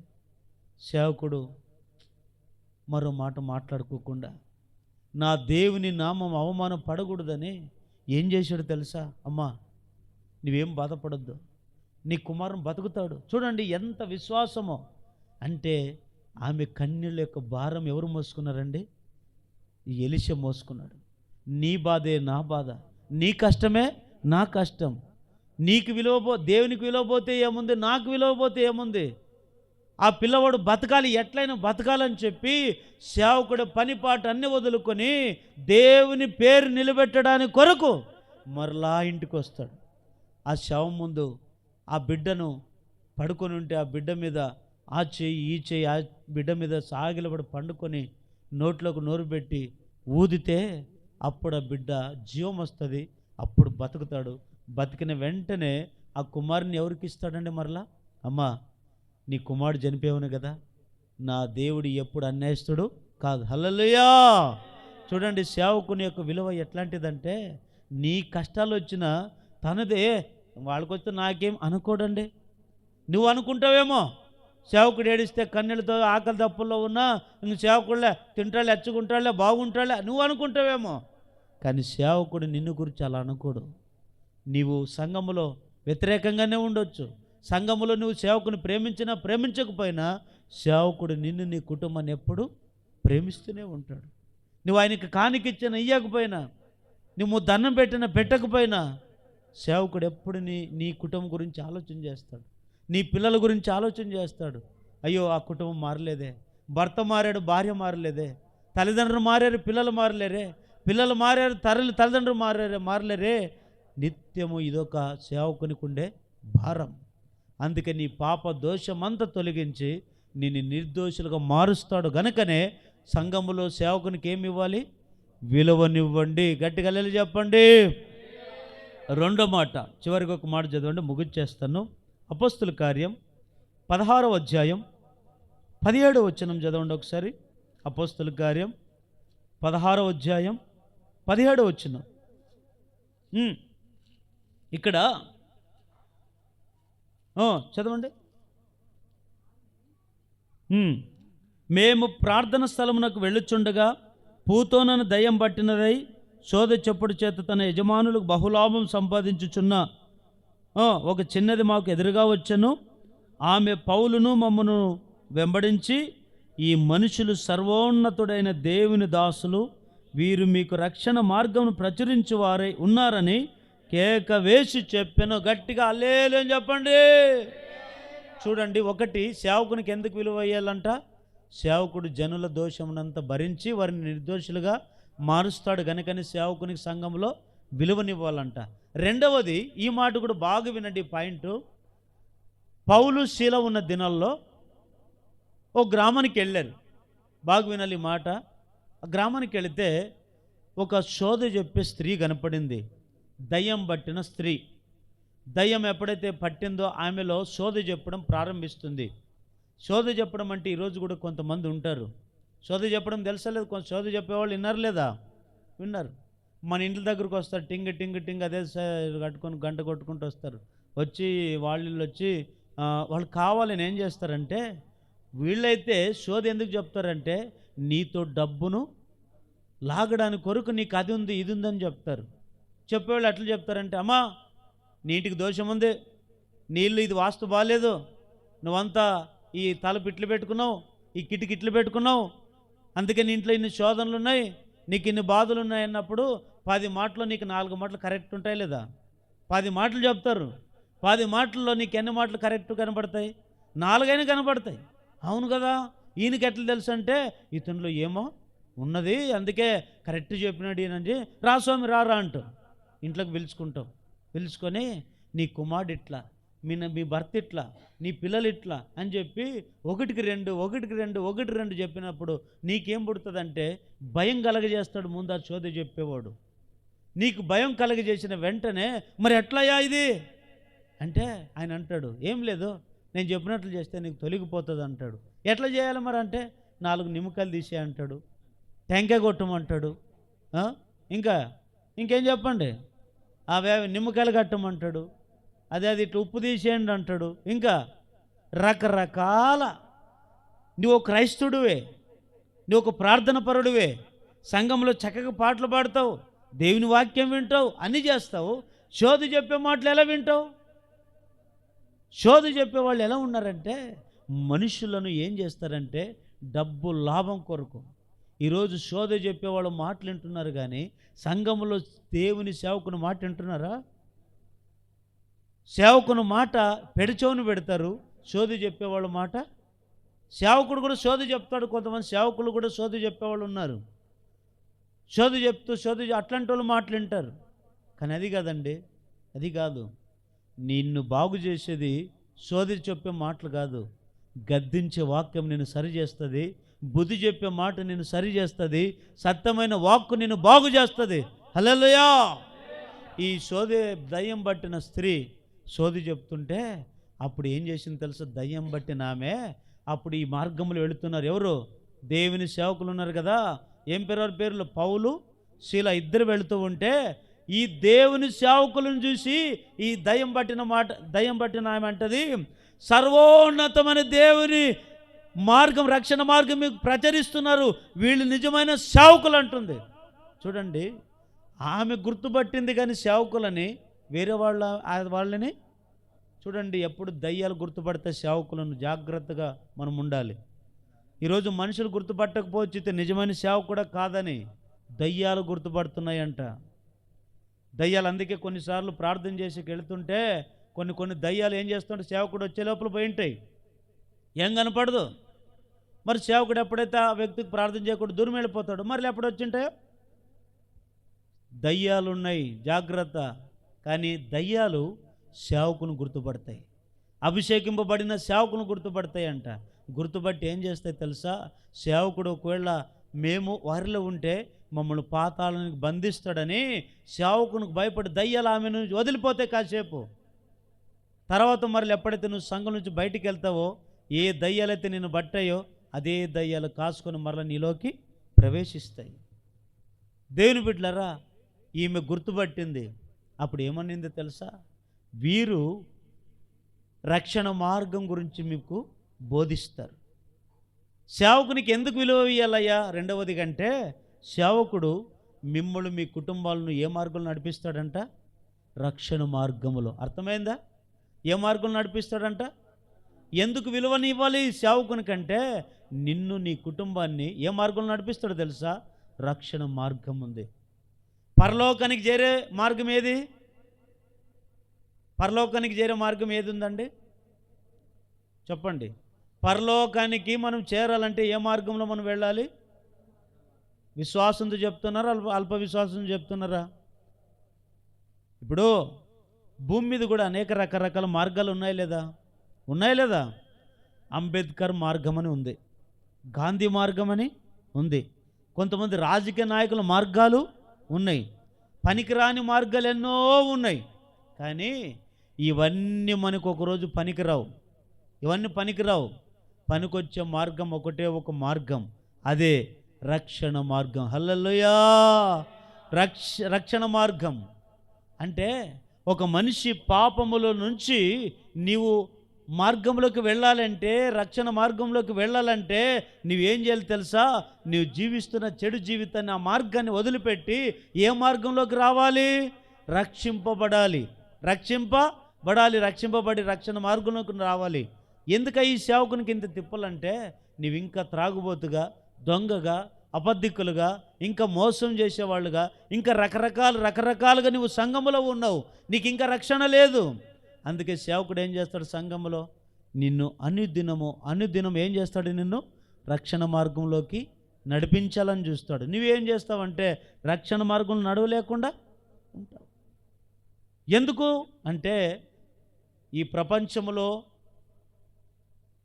ఒకరోజు యేసయ్య రాబోతున్నాడు. ఈరోజు సేవకుని విలువ తెలియకపోవచ్చు ప్రజలకు. ఈ రోజుల్లో చిన్న నాయకుడు వస్తే సంఘంలో అతన్ని గణపరుస్తున్నావు. రాజకీయ నాయకుడు తెల్ల బట్టలు వేసుకుని ఒక సర్పంచో, ఒక ఎమ్మెల్యే, ఒక మంత్రో, లేదా ఒక ఆఖరికి వార్డు ఏమంటారు ఆయన వార్డులో పనిచేసేవాడిని కౌన్సిలరు, ఆఖరికి సంఘంలో ఇంకోరు ఉంటారు చూడు, మెంబరా, వార్డు మెంబర్కైనా విలువనిస్తారు సంఘాల్లో, సేవకునికి లేదు. కానీ ఇది లోకంలో మనుషులకు మాత్రం పనికొస్తుంది. నా దేవుని దృష్టిలో ప్రధానమంత్రి కంటే, నాయకుల కంటే విలువైన వాడు ఎవరో తెలుసా? సేవకుడు మాత్రమే. మనుషులకి ఈరోజు తెలియకపోవచ్చు, కానీ ఒకరోజు దేవుడు ఏ సేవకునికైతే సంఘములో విలువ లేకుండా చూశారో ఆ సంఘములో విలువనిచ్చేటట్లుగా నా దేవుడు మారుస్తాడు రేపొద్దున.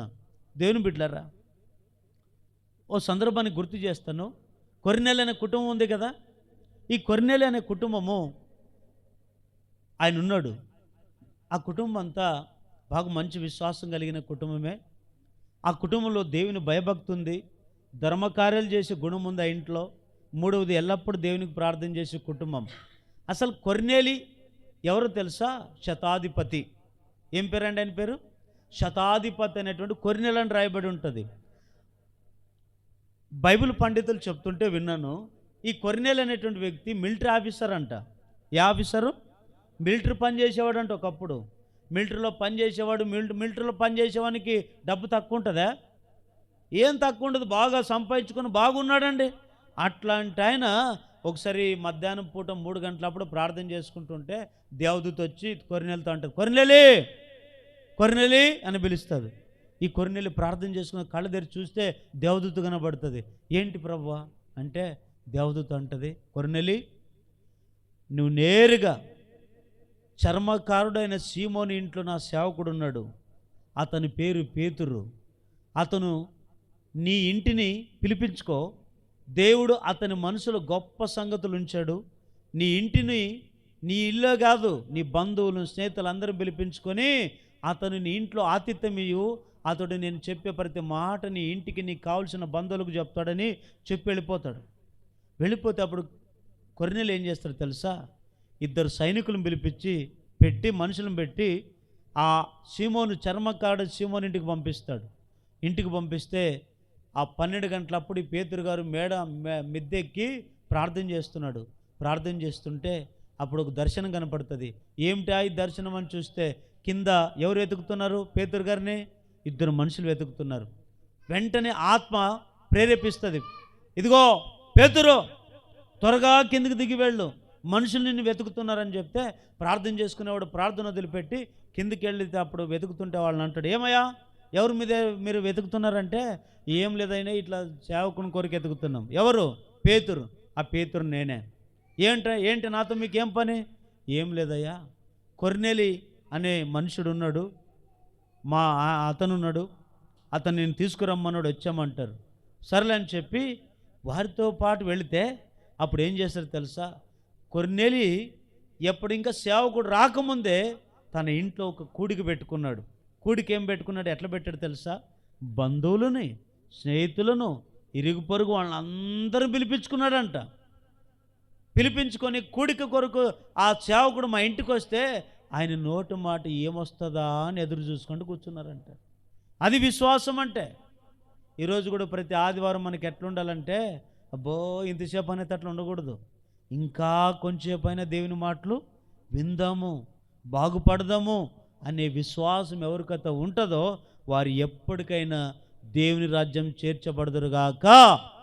చూడండి, కొర్నేలికి ఏం తక్కువ? ఈరోజు ఉద్యోగస్తులను గౌరవిస్తారా, సేవకులను గౌరవిస్తారా? ఎక్కువ శాతం డబ్బునికి విలువ ఇస్తారు కానీ సేవకునికి విలువ ఇయ్యరు. డబ్బు గెలుస్తుంది కానీ సేవ గెలుస్తుందా? గెలవదండి.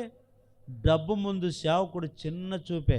ఈ డబ్బు ఉన్నాడు ఏమంటాడే, ఈయనగా వాడా ఈడా అంటుంటారు. అంటే డబ్బు అనే అహంకారం కొంతమందికి పనిచేస్తుంటుంది. కానీ ఈ కొర్నేలి డబ్బు కలిగిన వాడే, ఈ కొర్నేలి పేరు ప్రాఖ్యత కలిగిన వాడే, ఆ పేతురు కంటే గొప్ప సాక్ష్యం పొందుకున్నవాడే. కానీ ఈ పేతురును చిన్న చూపు చూడలేదండి. అంత దూరం వస్తుంటే ఏం చేశాడు తెలుసా? అపోస్తుల కార్యం 10వ అధ్యాయం అక్కడే 25వ వచనం చదవండి. 25వ వచనం. పేతురు లోపలికి రాగా కొర్నేలి అతని ఎదుర్కొని అతని పాదముల మీద పడి నమస్కారము చేసెను. అందుకు పేతురు, నువ్వు లేచి నిలువుము, నీతో నేను కూడా నరుడనే అని చెప్పి అతన్ని లేవనెత్తెను. అతనితో మాట్లాడుచు లోపలికి వచ్చి అనేకులు కూడి ఉండుట చూచెను. చూడండి ఎంత విశ్వాసం, చూడండి. ఇంత పెద్ద వ్యక్తి ఎవరికి పాదాలకు నమస్కారం చేశాడు, సాగిలపడ్డాడు? సేవకునికి, పేతురుకి సాగిలపడి నమస్కారం చేశాడంట. అప్పుడు వెంటనే ఏం చేశాడు తెలుసా? ఇతను ఏమన్నాడు తెలుసా? పేతురు, కొర్నేలి, ఏంటి నువ్వు చేస్తున్న పని? నేనేమన్నా దేవుణ్ణా? నేను కూడా నీలాంటి మనిషే కదా. అయ్యా, నువ్వు మనిషే కావచ్చు, నీలో దైవ రూపము ఉంది. నువ్వు మనిషే కావచ్చు, నువ్వు జీవం కలిగిన దేవుని సేవకుడు. నువ్వు మనిషే కావచ్చు మా కళ్ళకు, కానీ నీకుండే విలువ గొప్పది అని గుర్తించాడు. కనుకనే ఆ కొర్నేలి ఏం చేశాడు తెలుసా? సేవకుని పాదములకి నమస్కారము. ఈరోజు మనం సేవకులు వస్తే ఇంత వందనాలు కూడా చెప్పాం. కూర్చున్న పని వదిలిపెట్టి అమ్మో సేవకుడు వచ్చాడు నా ఇంటికనే భయం కూడా ఉండదు కొంతమందికి. చిన్న చూపు అండి. సేవకుడు అంటే చిన్న చూపు. ఏమన్నా తక్కువ ఉంటుందిలే అందుకు వచ్చింటాడు అనుకునే వాళ్ళు ఉంటారు. దేవుని బిడ్డలారా, సేవకుడు ఎప్పుడే కానీ ఏమంటే నీతిమంతుడైన సేవకుడు ఆత్మల పట్ల భారంతోనే నీ ఇంటికి వస్తాడు. నీవు రక్షింపబడ్డావా? నీ భార్య రక్షింపబడిందా? నీ భర్త రక్షింపబడిందా? ఎందుకంటే దేవుని పనే అది. కొంతమంది పనిలే పాటలే అనుకుంటుంటారు. కానీ ఈయన కొర్నేలి ఏం చేశాడు తెలుసా? సాగిలపడి నమస్కారం చేశాడండి. ఆ ఇంటికి వచ్చిన వెంటనే అందరిని చూసి విభ్రాంతి పొంది ఆశ్చర్యపోయి వారందరికీ దేవుని వాక్యం చెబుతుంటేనండి వాళ్ళందరూ మనస్ఫూర్తిగా విని అందరు రక్షింపబడ్డారు. అందరు రక్షణ మార్గం నడిచారు. అందరికీ బాప్తిసం ఇచ్చాడంట. హల్లెలూయా! అందుకే పేతురును ఏం చేశాడు కొర్నేలి ఇంటికి దేవుడు? అంటే ఇప్పుడు కొర్నేలి కుటుంబం బంధువులకు అందరికీ ఏ మార్గంలో నడిపించాడు? ఇప్పుడు పేతురు రక్షణ మార్గంలోకి నడిపించాడు. చూడండి ఎంత విశ్వాసమో. అక్కడే మనం చూసినట్లయితే ఈ పౌలు శీలను ఇద్దరు కూడా చెరసాల వేసిన వెంటనే ఆ చెరసాల అధికారి ఉన్నాడు, ఆయన పోలీస్ ఆఫీసర్ ఉన్నాడు. ఆయనకి రక్షణ లేదు, కుటుంబం ఉంది, దేవుడు లేడు, ఎవరు లేదు ఆయనకి. అట్లా అంటాడు. ఒకసారి అర్ధరాత్రి వేళ వీళ్ళు ప్రార్థన చేశారు. పౌలు శీలలు ఇద్దరు ప్రార్థన చేస్తుంటే ఆ చెరసాల ఏమైపోయింది? బద్దలైపోయింది. ఏమండి భూకంపం వచ్చింది. అద్భుతం చేసేసరికి ఈ అధికారికి ఏమొచ్చింది తెలుసా? భయం పుట్టి అమ్మో వీళ్ళు ఎంత సేవకులు అని సేవకులు విలువ గుర్తుపట్టి అంటారు చచ్చిపోదాం అనుకున్నాడు. ఎందుకు చచ్చిపోదాం అనుకున్నాడు తెలుసా? ఇలాంటి గొప్ప సేవకులు నేను చెరసాల వేశానే, ఇలాంటి దేవుని మార్గంలో నడిపించే సేవకులను నేను ఇంతగా హింసించానే అని తనకు తాను చచ్చిపోదాం అనుకున్నాడు. వెంటనే పౌలు అంటాడు, అయ్యా నువ్వు చచ్చిపోవడానికి వీల్లేదు, మరి ఏం చేయమంటావంటే నీవును నీ ఇంటి వారును ఏం పొందండి? రక్షణ పొందండి అన్నాడు. వెంటనే ఆ ఇంటికి వచ్చి దేవుని సువార్త ప్రకటిస్తే చెరసాల అధికారి కుటుంబం అంతా రక్షింపబడింది. బాప్తిసము అదేనండి రక్షణ మార్గం అంటే. ఈరోజు నిన్ను రక్షించేది ఏమిటో, నిన్ను పరలోక రాజ్యం చేర్చేది ఏమిటో తెలుసా? నువ్వు రక్షణ మార్గమే నిన్ను పరలోక రాజ్యంలో చేరుస్తా. నువ్వు మారాలి, నీ కుటుంబం మారాలి, నీ పిల్లలు మారాలి, నీ సంఘం మారాలి, అందరూ మారాలి. అదే రక్షణ మార్గం. అందుకే సేవకునికి సంఘంలో ఏమి ఇవ్వాలంట? విలువనివ్వాలంట. అందుకే అక్కడ యెషయా ప్రవచన గ్రంథం 50వ అధ్యాయం 10వ వచనంలో ఒక మాట రాయబడి ఉంది. యెహోవాకు అక్కడ ఒక చక్కటి మాట రాయబడి ఉంది, చదవండి. మీలో యెహోవాకు భయపడి. చూడండి ఈరోజు సేవకుని మాట విన్న వాళ్ళు ఉన్నారా? మాకు తెలుసులే, అదే వాక్యమే కదా, మాకు తెలుసులే, ఇదే ప్రార్థనే కదా, మాకు రాదా, ఇదే వాక్యమే కదా, మాకు తెలుదా అని ఎదురు మాట్లాడే వాళ్ళు లేరంటారా? ఉన్నారండి. కొద్దిగా 4 అక్షరాలు వచ్చేసరికి, 4 మాటలు నేర్చుకునేసరికి ఈరోజు మనుషులు ఏం చేస్తున్నారు తెలుసా? సేవకుని మాట వినేది విడిచిపెట్టేస్తారు. దేవుని బిడ్డలారా, అది కాదండి. నీవు ఎంత జ్ఞానివైనా సరే, సంఘంలో ఎంత ఉన్నవాడైనా సరే, ఎంత లేనివాడైనా సరే, సేవకుని మాటని వినాలి, సేవకుని విలువ ఇవ్వాలి. గట్టిగా హల్లెలూయా చెప్పండి. అందుకే ఆ దినాల్లో ఇర్మియా గ్రంథంలో అంటాడు, సేవకులనంట పొద్దున్నే ఉదయకాల సమయంలో దేవుడు పంపించేవాడంట ఇండ్లకి. ఎందుకో? మీకు అన్నం లేదు, పోయి తిని రాపండినే? మీకు డబ్బు లేదు, వాళ్ళు పోయి అడక్కొచ్చుకోండినే? కాదు కదా. ఎందుకు పంపించాడంటే, మీ రక్షణ మార్గం బోధించడానికి కొరకు సేవకులు మీ ఇండ్లకు పంపించేవాడంట, ప్రవక్తలు పంపించేవాడంట. ఎవరైతే ఆ సేవకుల మాటలు విన్నారో వారంతా రక్షింపబడ్డారు, దేవుని కార్యాలు చూశారు. ఎవరైతే సేవకుని మాట వినలేదో వారందరూ నాశనము అయిపోయారు. అందుకే ఇప్పుడు సంఘంలో ఎందుకు సేవకునికి విలువ ఇవ్వాలండి? ఎందుకు విలువనివ్వాలి? రెండవదిగా, నిన్ను నీ కుటుంబాన్ని ఏ మార్గంలో నడిపిస్తాడు? రక్షణ మార్గంలో నడిపిస్తాడు కనుక అందుకే విలువనివ్వాలి. చివరికి ఒక్క రెఫరెన్స్ చదవండి, ముగిచ్చేస్తాను. చివరి రెఫరెన్స్ ఎఫెసీయులకు రాసిన పత్రిక 1వ అధ్యాయం 16వ వచనం. ఎఫెసీ 1వ అధ్యాయం 16వ వచనం. మీ విషయమై మానక దేవుని కృతజ్ఞతలు చెల్లించుచున్నాము, మరియు మీ మనునేత్రములు వెలిగింపబడినందున ఆయన మిమ్మల్ని పిలిచిన పిలుపు వల్లనైనను నిరీక్షణ ఎట్టిదో, పరిశుద్ధులలో ఆయన స్వాస్థ్యము యొక్క మహిమైశ్వర్యముదు ఎట్టిదో, ఆయన క్రీస్తునందు వినియోగపరిచిన బలాతిశను బట్టి విశ్వసించు మనమందు ఆయన చూపుచున్న తన శక్తి యొక్క అపరీతమైన మహత్యం ఎట్టిదో మీరు తెలుసుకొనవలెనని మన ప్రభువైన అయిన యేసుక్రీస్తు యొక్క దేవుడైన మహిమస్వరూపయగు తండ్రి తన్ను తెలుసుకొనుటే యందు మీకు జ్ఞానమును ప్రత్యక్షత మనసును అనుగ్రహించినట్లు నేను నా ప్రార్థన యందు మిమ్మును గురించి విజ్ఞాపన చేయుచున్నాను. గట్టిగా హల్లెలూయా చెప్పండి. ఎన్ని పాయింట్లు చెప్పాను ఇప్పటి వరకు? 2 చెప్పాను. సేవకునికి సంఘంలో ఎందుకు విలువనివ్వాలంట? మొదటిగా, జనుల దోషాన్ని భరించి నిర్దోషులుగా మారుస్తాడు గనుక అందుకే సంఘములు సేవకునికి విలువనివ్వాలంట. రెండవది, ఎందుకు విలువనివ్వాలంట? నిన్ను నీ కుటుంబాన్ని సంఘాన్ని రక్షణ మార్గంలోకి నడిపిస్తాడు కనుక అందుకే సేవకునికి విలువనివ్వాలంట. మూడవది ఏమిటో తెలుసా? నీ కొరకు, నీ కుటుంబం కొరకు, సంఘం కొరకు నిత్యం ఏం చేస్తాడంటే ఆయన, అందరు నన్ను చూడండి, అందరు నన్ను చూస్తూ వినండి, ఏం చేస్తాడంటే ఆయన విజ్ఞాపన. ఏం చేస్తాడు? ఎవరి కొరకు? నీ కుటుంబం కొరకు. ఎవరి కొరకు? నీ పిల్లల కొరకు. ఎవరి కొరకు? దేశం కొరకు. ఎవరి కొరకు? రాష్ట్రం కొరకు. ఎవరి కొరకు? నాయకుల కొరకు. ఎవరి కొరకు? సంఘం కొరకు. నీ పిల్లల కొరకు, నీ ఉద్యోగం కొరకు, నీ అవసరతలన్నిటి కొరకు నీవు విజ్ఞాపన చేయవు. కానీ నీ పక్షమున సంఘములో లేదా 4 గోడల మధ్య ఒంటరిగా సేవకుడు ఏం చేస్తాడు? విజ్ఞాపన చేస్తున్నాడు. నువ్వు గమనిస్తున్నావు అది? ఈరోజు నువ్వు ఇంత క్షేమంగా ఉన్నావంటే నువ్వేం వస్తావు? ఆదివారం వస్తే వస్తావు, ఇష్టం ఉంటే వస్తావు, లేకుంటే రావు. ఏదో వస్తావు, కానికి ఇస్తావు, వెళ్ళిపోతావు. ప్రార్థన చేస్తావా? విజ్ఞాపన చేయగలుగుతున్నావా?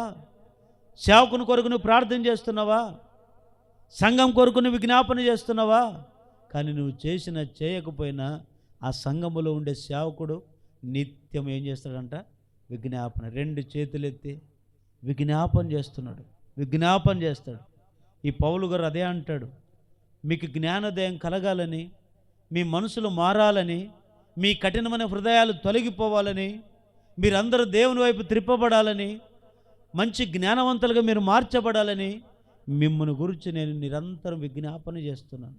చూడండి, ఈరోజు దేశం బాగుంది అంటే కారణం ఎవరో తెలుసా? నాయకుల వల్ల దేశం ఎప్పుడు బాగుండదు. దేశం కొరకు, నాయకుల కొరకు నీతిమంతులైన సేవకుడు చేసే విజ్ఞాపన బట్టే దేశం బాగుంది. రాష్ట్రం బాగుంది అంటే నాయకులను బట్టి కాదు. నీ కుటుంబం బాగుంది అంటే నిన్ను బట్టి కాదు. సేవకుడు కార్చే కన్నీళ్ళు విజ్ఞాపన ప్రార్థన ద్వారా నా తండ్రి ఈ సేవకును మొర వింటున్నాడు కనుకనే నీకు రావాల్సిన శిక్ష దేవుడు మానుకున్నాడు. ఎందుకంటే ఇక్కడ నీకొచ్చే శిక్షను ఎవరు ఆపుతున్నారు? ఇక్కడ సేవకుడు ఆపుతున్నాడు. సొదొమ గొమొర్రా పట్టణం ఉంది, లోతున్నాడు అక్కడ. పట్టణం అంతా చెడిపోయింది, లోతున్నాడు అక్కడ. ఈ దేవదూతలు లోతు దగ్గరికి వెళ్ళేదానికంటే ముందు అబ్రహాము గారి దగ్గరికి వెళ్ళారు. అబ్రహాం ఏమవుతాడు? లోతుకి చిన్నాయన అవుతాడు. అబ్రహాం సేవకుడే దినాల్లో, దేవుని సేవ చేశాడు ఆయన. ఈ దేవదూతలు వెళ్ళి వాళ్ళు చేసిన ఆతిథ్యాన్ని పుచ్చుకొని వెంటనే అబ్రహాంతో అంటారు, ఏమని? అబ్రహాం, మేము నేరుగా ఎక్కడికి వెళ్తాం తెలుసా? ఎక్కడికి వెళ్తాం తెలుసా? సొదొమ గొమొర్రా పట్టణానికి వెళ్తాం. ఎందుకు వెళ్తావయ్యా అని అడిగాడు అబ్రహాం. లేదు, సొదొమ గొమొర్రా పట్టణం ఘోరమైన పాపంలో ఉంది, అందుకే మేము దేవుడు మాకు ఇచ్చిన ఆజ్ఞ ప్రకారం మేము నాశనం చేయాలని వెళుతామన్నప్పుడు ఏం చేశాడు తెలుసా అబ్రహాము? సరే సరే, ఆ పట్టణం నాశనం అయిపోయిన నాకెందుకు, నేను బాగున్నా, నా కుటుంబం బాగుంది చాలు అనుకున్నాడా? ఎప్పుడైతే దేవదూతలు ఇలా వెళ్ళారో లేదో కానీ వెంటనే దేవుని సన్నిధికి వచ్చాడంట. వచ్చి 2 చేతులెత్తి విజ్ఞాపన చేశాడు. ఎవరి కొరకు తెలుసా? సొదొమ గొమొర్రా పట్టణం కొరకు. ప్రభువా, ఆ పట్టణాన్ని నువ్వు కాల్చివేస్తానంటవే, నీకేమైనా న్యాయమా అని అడిగాడు. ప్రార్థన వేరు, విజ్ఞాపన వేరు. కొందరు ఇది తెలియదు. ప్రార్థన వేరు, విజ్ఞాపన వేరు. విజ్ఞాపన అంటే పట్టు వదలక చేసేది, ప్రార్థన అంటే కాపాడుకోవడానికి చేసేది. ప్రార్థన అంటే మనం ఏదో నేర్చుకోవడానికి చేసేది. విజ్ఞాపన అంటే పట్టు వదలదంటే ఖచ్చితంగా నువ్వు దేవుని కార్యం అక్కడ చూడాలని. విజ్ఞాపన చేశాడు. విజ్ఞాపన ఏమని నీకు న్యాయం అనిపిస్తుందా అంటే దేవుడు అంటాడు, ఏ అబ్రాం, నన్ను నాశనం చేయాలనుకున్నాను, ఏం అలా ప్రార్థన చేస్తున్నావు అంటే అబ్రాం అంటాడు, ప్రభువా, ఆ పట్టణంలో అందరూ చెడిపోయినలో ఉంటారు ప్రభువా, నీతిమంతులు కూడా ఉంటారు కదా ప్రభువా, మరి ఈ వాళ్ళని కూడా నాశనం చేస్తావు, నీకేమో న్యాయం అనిపిస్తుందా అంటాడు. సరే అబ్రాం, ఒకవేళ నువ్వు ఆ పట్టణాన్ని కొరకు విజ్ఞాపన చేస్తావు కదా, నువ్వు అన్నట్లుగానే నన్ను నాశనం చేయను, మరి నువ్వు ఒక 50 మంది నీతిమంతులు ఉంటే చూపించు అన్నాడు. అబ్రహాము 50 మంది ఉన్నారు లేదో, 45 మంది ఉన్నారేమో, మరి ఒకవేళ క్షమిస్తావా? సరే 45 మంది చూపించు, ఆఖరి 40 చూపించు, 30 చూపించు, 20 చూపించు. ఆఖరికి 10 మంది కాటికి వచ్చాడు. ఆ 10 మంది కూడా లేడు. ఆఖరికి ఒకే ఒక విజ్ఞాపన చేశాడు, ప్రభువా, ఆ సొదొమ గొమొర్రా పట్టణం నాశనం చేయకపోయినా నీ ఇష్టం, ఎందుకంటే నీతిమంతులు లేరు కనుక. కానీ నా విజ్ఞాపన ఏమిటో తెలుసా? నా అన్న కుమారుడైన లోతున్నాడు అక్కడ, నా అన్న కుమారుడైన లోతున్నాడు, ఆ కుటుంబాన్ని ఆయన రక్షించు అని విజ్ఞాపన కన్నీళ్లతో చేశాడు కనుకనే లోతు కుటుంబం అక్కడ నాశనము కాలేదు. ఎవరిని బట్టి బతికింది ఆ కుటుంబం తెలుసా? లోతు గొప్పతనం బట్టి కాదు, లోతు ఏదో త్యాగ పురుషుడని కాదు, అక్కడ చిన్న ఆయన చేసిన విజ్ఞాపన అన్న కుమారుని కుటుంబాన్ని రక్షించిందండి. ఈరోజు నీ కుటుంబము రక్షింపబడాలంటే నీ గొప్పతనాన్ని బట్టి కాదు, సేవకుని యొక్క విజ్ఞాపన బట్టి. లేదు నేను రక్షింపబడ్డానంటే నా గొప్పతనం బట్టి కాదు, సంఘం చేసే విజ్ఞాపన బట్టి. ఎవరు విజ్ఞాపన చేస్తే వారిని బట్టి దేవుడు ఏం చేస్తాడు తెలుసా? నీకు అపాయం రాకుండా కాపాడుతాడు. అందుకే సేవకునికి విలువనివ్వండి. నీ కుటుంబానికి కొరకు విజ్ఞాపన చేస్తున్నాడు. తినకపోయినా కడుపు ఉపాసం ఉండి నీ కొరకు అంత కన్నీళ్లు గార్చి ఏమిస్తున్నావు? నీ కొరకు, కుటుంబం కొరకు ఉపాసం ఉండాలి ఆయన. ఏం త్యాగం చేస్తున్నావని సేవకుని కుటుంబం కొరకు, నీ కుటుంబం కొరకు అంత కన్నీళ్లు గార్చాలి ఆయన. నీ కొరకు నీ భార్య కన్నీళ్లు గార్చదు, నీ భర్త కన్నీళ్లు గార్చరు, నీ పిల్లలు కన్నీళ్లు గార్చరు, నీ తల్లిదండ్రులు కన్నీళ్లు గార్చరు. కానీ నీ కొరకు ఎవరు కన్నీళ్లు కార్చకపోయినా నీవు అనుసరిస్తున్న సేవకుడు నిరంతరం ఏం చేస్తాడు తెలుసా? విజ్ఞాపన చేస్తున్నాడు. విజ్ఞాపన, ఆ విజ్ఞాపనే ఈరోజు మనలందరినీ కూడా కాపాడుతుంది. దేవుని బిడ్డలారా, ఈరోజు మనుషులు ఏదో విచ్చలవిడికి బ్రతుకుతూ నాశనం అయిపోతున్నారు. అందరు తలలుంచండి.